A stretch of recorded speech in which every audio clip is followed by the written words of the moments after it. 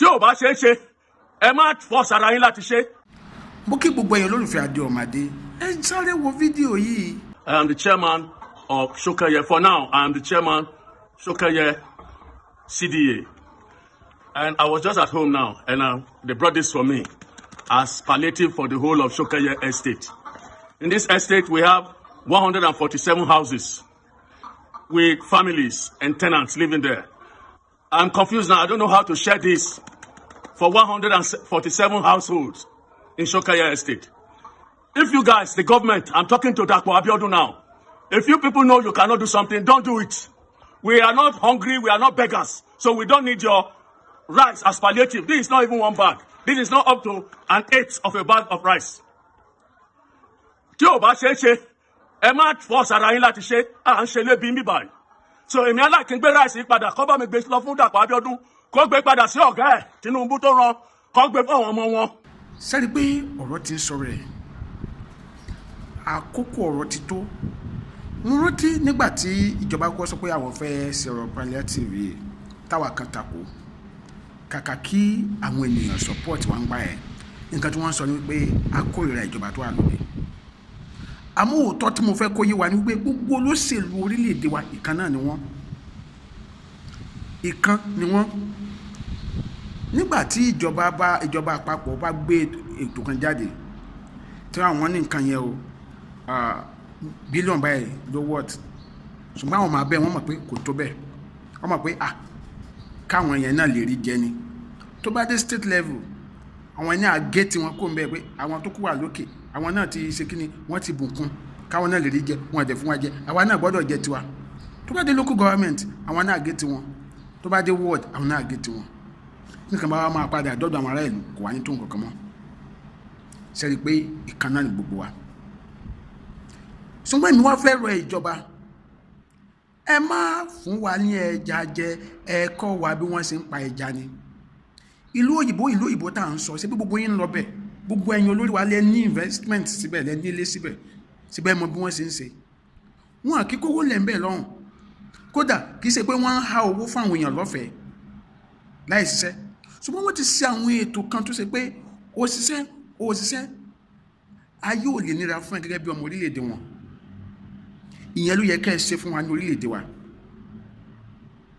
tó ṣe pé ayé á fi rọrùn fún wa tí ìgbétàǹkẹ́ á fi reduce àkọ́kọ́ ni wípé ẹ make sure pé àwọn foreign investors wá ń dá iléeṣẹ́ sílẹ̀ ṣùgbọ́n ẹ̀ ní ṣe kàkà kẹ́ ẹ ṣe ẹ máa fúnra yín ní license kí ẹ fún àwọn ọ̀rẹ́ yín license láti máa import àwọn nǹkan instead of you kẹ́ invite àwọn investors kí wọ́n invest sí country wa káwọn èèyàn lè ríṣẹ́ mo mọ àwọn countries kan ní Africa yìí tó yẹ pé wọ́n gbà kí ẹ kó nǹkan wọ country wọn they would rather tell you pé wàá dá iléeṣẹ́ yẹn sílẹ̀ ní wọn country wa go to South Africa bí Dangote ṣe bó ṣe náwó tó it's not percent tí wọ́n fún láti fún lórí cement tó ń kó wọbẹ̀ kó pọ̀ wọ́n jẹ́ kó yẹ pé no kàbẹ́ wàá dá iléeṣẹ́ cement yẹn sí country wa ni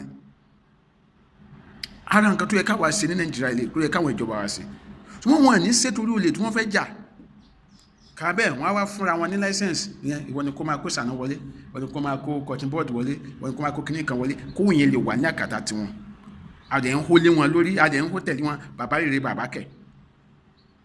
ẹ̀kejì ní ìwòsàn ọ̀fẹ́ gbogbo àwọn advanced countries tẹ́ ń wò yẹn free health care ni wọ́n ní fún àwọn olùgbé ibẹ̀ àtàlejò gan so ẹni tí àìsàn gba owó lọ́wọ́ ẹ̀ ló pọ̀ jù lórílẹ̀‐èdè wa ẹlòmíì ti náwó lérí àìsàn kan láti ọdún karùn-ún ìkẹfà ìkeje ìkẹwàá ẹlòmíì gan tó pé kò lówó àìsàn yẹn ló ràn lọ́rùn ṣùgbọ́n tí ìwòsàn fẹ́ bá wà irú owó yẹn á wà lápò ẹ̀ á lè fi jẹun ẹ lọ gbogbo àwọn hospitals wa kò sí irinṣẹ́ tó bàgbà mú bẹ̀ ara wọn kan tó yẹ kẹ́ ẹ ṣe lélẹ̀ ṣùgbọ́n ẹ ṣe ẹ̀yin tí ẹ̀yin bá ti wá ní ìdojúkọ kan lórí àìsàn ẹ wá sálọ lóyìnbó kò yẹ kó rí bẹ́ẹ̀ lẹ́yìn yẹn òun ni school fees ẹ reduce ẹ̀ ó ti pọ̀ jù àwọn ìlú òyìnbó tẹ̀ ń lọ yẹn àwọn advanced countries yẹn wọ́n even wọ́n jẹ́ kí ọ̀rọ̀ education kó cheap débi pé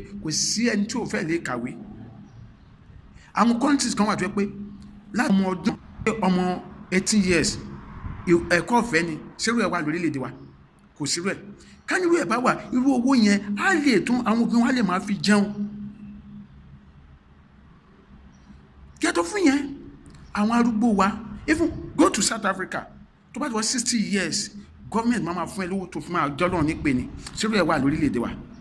Tí wọ́n bá ṣe yẹn, ẹ rí pé irú ọmọ tó jẹ́ pé tọ́lọ́kọ̀bà tó ní náà ló fi ń bọ́ ìyẹ́ bàbá bàbá bẹ́ẹ̀ tó ti dàgbà tẹ́lẹ̀, owó yẹn á lè rí fi ṣe nǹkan. Tó bá jẹ́ máa fún wọn lówó kò ní lè pọ̀. Kódà ní South Africa táwọn sọ yẹn, tó bá jẹ́ tí wọ́n bá bímọ láti ọmọ oṣù kan da 18 years, wọ́n ń fún wọn lówó, ẹ bèrè lọ́wọ́ wọn tó wà ń bẹ̀. Irú owó yẹn tó bí bá rí tó máa rẹ́ pamọ́ dánmọ́, tọ́mọ yẹn bá wọ 18 years, tán rẹ́ pamọ́ fún, tó bá dọjọ́ wáyé wọ́n sì lè bá fi díẹ̀ kún láti fi invest. Ara wọn system star lag ní country wà lélẹ̀. Bẹ́ẹ̀ gbé àpò rice kan fẹ́ nìkọ̀ọ̀kan wa, ọmọ a máa jẹ́ tán, kẹ́ fún ní 500,000 a máa ná tán. Ṣùgbọ́n ẹ ṣe nǹkan tó ṣe pé ó máa jẹ́ àjẹmọ́nú forever fún wa. Àwọn countries, àwọn advanced countries táwọn yẹn wọn kì í jẹ́ òṣìṣẹ́ lówó.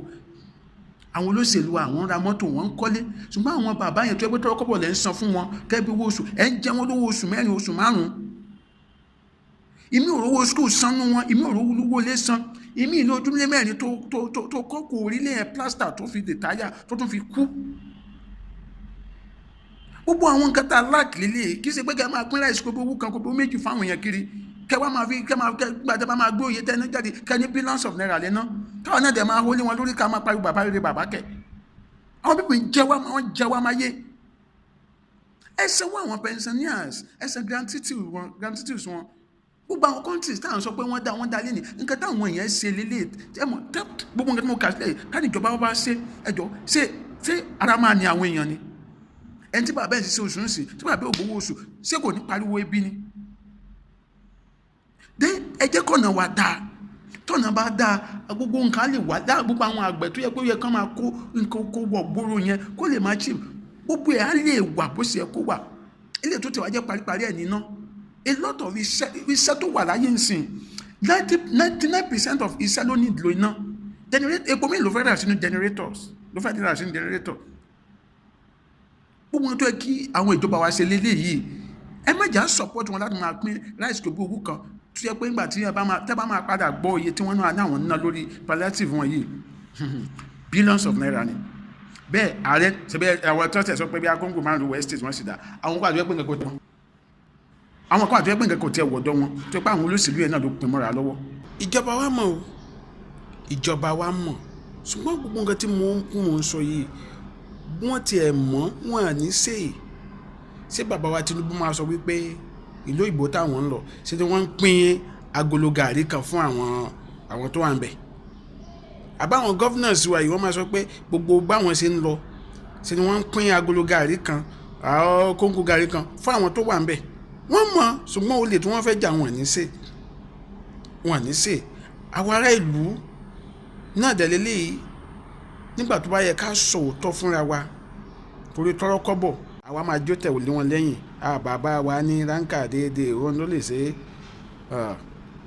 ẹ ti yẹ má jẹ́ kí àwọn pípù yìí jẹ́ wa máa yé, ẹ jẹ́ ká jára wa. Adéọmọdé ní orúkọ mi, ẹ bá mi pín fídíò ìkiri, ẹ má gbàgbé láti subscribe sí Adéọmọdé lórí YouTube, ẹ tún bá mi follow page mi Adéọmọdé. Bye for now.